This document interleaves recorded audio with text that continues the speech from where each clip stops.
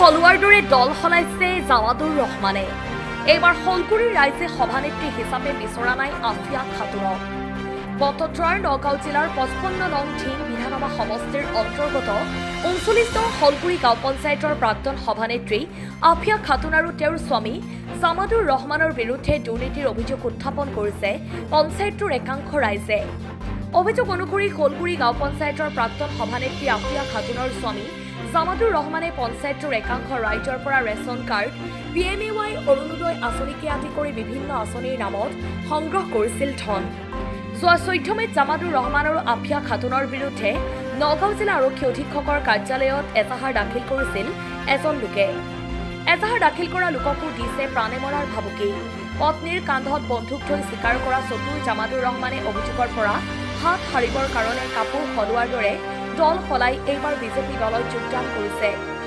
39 নং শলগুৰি গাঁও পঞ্চায়তৰ 4 নং ৱাৰ্ডৰ পৰা আফিয়া খাতুনৰ সদস্যা হিচাপে নিৰ্বাচিত হৈ এইবাৰো সভানেত্ৰী হোৱাৰ সপোন দেখিছে যদিও পঞ্চায়তৰ অধিকাংশ ভোটাৰেই সভানেত্ৰী হিচাপে বিচৰা নাই আফিয়া খাতুনক।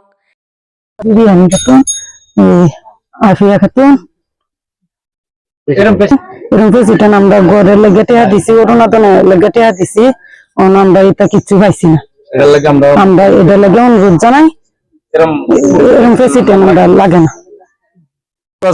আমরা 16 গাঁও পঞ্চায়েতের সভানেত্রী মিস আফিয়া খাতুন, তার স্বামী জামাদুর রহমান যোৱা 5 বছরে আমরা থেকে PM আসনি, অরুণোদয়ের আসনি লাগিয়া ঘরের বিষয়ে 10,000 করে টাকা লইছে আর অরুণোদয়ের 3,000 টাকা ডিমান্ড করে। টাকা দিয়ার পাছতো আমরা 6 নম্বর ওয়ার্ডের মানুষে ঘর পায় না, অরুণোদয় পায় না। রাইজে অরুণোদয় পাওয়ার না নাই, এনেকুয়া দুর্নীতি সভানেত্রী আমরা 16 জিপি চাই না, কিন্তু হ্যাঁ এরকম একটা দুর্নীতি করে যাতে আমরা 6 নম্বর ওয়ার্ডের মধ্যে কোন রাস্তাঘাট করছে না। আর এই আমরা 6 নম্বর ওয়ার্ডের এই অরুণোদয় টেহা এই 3,000 করে দেওয়া ঘর পাইছি না, অরুণোদয় পাইছি না।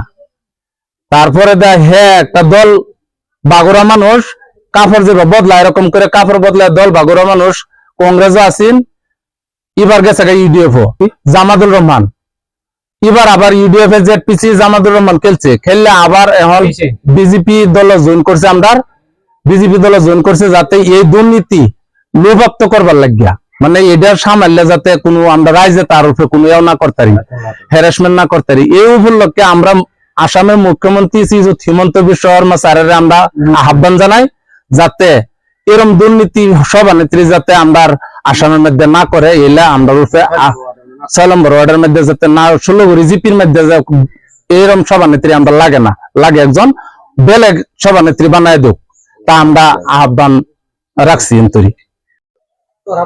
আমার হলগুৰি গাঁৱৰ যোনটো আগৰ 6 নম্বৰ ৱাৰ্ডৰ যোনখন প্ৰেচিডেণ্ট আছিলে জামাদুৰ ইছলাম না ৰহমানী, যিহেতু আমাৰ ৰাস্তা পদূলিৰ কাম একো নকৰিলে, তাৰপিছত ঘৰৰ বিভিন্ন ধৰণৰ পইচা ৰাইজৰ পৰা লৈ মানে কি কম আৰু লুটি পুটি খাই যিমানটো খাব লাগে তেওঁ খালে, খাই পেলাই ৰাইজে গম পাই গৈছে সি গ'লগে ইউডিএফত তো হাৰিলে।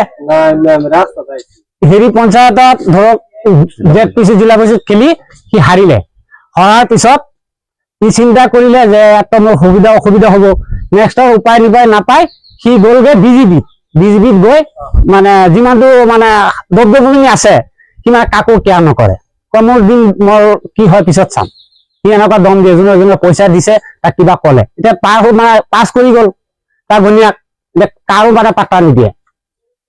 মোৰ এইখিনি মোৰ অভিযোগ যে মোৰ ৰাস্তাটো নকৰিলে, মোৰ ছোৱালীজনী কালি 2 দিন বৰষুণ স্কুলত যোৱা নাই, একবাৰ গৈছে কাপোৰ খানি একদম বোকা চোকা লুটি পুটি খাই গুচি আহিলে ঘৰলৈ কান্দি কান্দি। আৰু কি কম, মোৰ মুখ্যমন্ত্ৰীৰ ওচৰত এইটো আমাৰ কাষৰ অনুৰোধ যে এনেকুৱা প্ৰেচিডেণ্ট যে আমাৰ 6 নম্বৰ ৱাৰ্ডৰ বা 16 পঞ্চায়তত মোৰ নালাগে, এনেকুৱা প্ৰেচিডেণ্ট আমাৰ ৰাইজে বিচাৰা নাই কেতিয়াও। অনুৰোধ ৰাখি গ'ল মোৰ মুখ্যমন্ত্ৰীৰ ওচৰত। আমার চাউলের কার্ডের লাগে টেয়া দিলাম 2,000 4,000 হয়ে চাউলের কার্ড টেয়া লইছে, চাউলের কার্ডের ফাইজুল হক চাউলের কার্ড হওয়া নাই। তাৰপিছত বেলেগৰ পৰাও টকা লৈছে 3,000 4,000 কৈ, সিহঁতৰো হোৱা নাই, এনেকুৱা কৰি আছে। আগতে আছিলে কংগ্ৰেছত, তাৰপিছত গৈছে ইউডিএফৰ পৰা, তাৰপিছত গৈছে বিজেপিত। এতিয়া জামাতুৰ ৰহমান কংগ্ৰেছৰ পৰা ইউডিএফ গৈছে, ইউডিএফৰ পৰা গৈছে বিজেপিত। এনেকুৱা প্ৰতিনিধি দি আমি কি কৰিম? এনেকুৱা প্ৰতিনিধি আমাৰ ৰাইজৰ নালাগে। দিয়ক বেলেগ যাতে প্ৰতিনিধি হয়, আমাৰ ৰাইজৰ কাম চাম কৰি হেৰি কৰে।